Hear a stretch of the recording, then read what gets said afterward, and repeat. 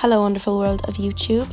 So today I'm going to talk you through how I make my butternut squash soup. I find this is so nice to have in the autumn, and I'm actually sick right now, so that's why I sound like this, which is why I need to eat some soup. So basically I take my butternut squash, it was quite a big one that I had here, and I cut it very, very badly right down the middle, and yeah, I think I tried to cut it while I was filming, which is not a good idea. So you want to scoop out the little inside seeds. I did keep them and I planned on eating them, but then they went off, so yeah. So basically then I'm scoring, I think it's called scoring, the butternut squash. And I'm just putting some salt, some coconut oil spray on top of it, and some cinnamon.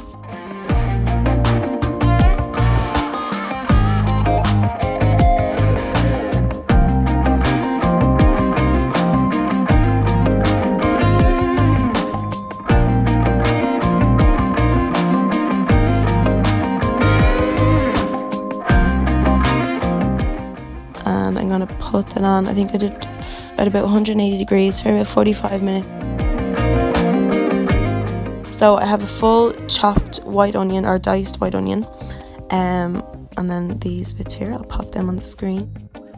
And then I have some cashews and some walnuts. I kept some of the walnuts aside for topping, and then I have some vegetable stock, about, I think that's 800 ml. And then I used Oatly milk. You could use anything, almonds, soy milk, whatever you prefer. So I'm just taking the coconut oil spray in a pot, and I'm just heating that up. And when that's heated, if you want to drop one little onion in, you can see if it starts to sizzle. So drop that in and start to cook that. So you want to get these nice and brown and really soft. So just keep going until they start to shrink, you can see there. And then once that happens, you're just going to add in your garlic, and don't do what I did and you dropped everything in. So add them in together, and then at this stage it was starting to stick, so I just dropped a little bit of vegetable stock into it just so it didn't stick together, and cooked that for another few minutes. And then when that was all cooked, I added all of the vegetable stock in and gave it a stir and let that simmer for a few minutes. And then I added in the nuts here and left some of the walnuts out just for topping.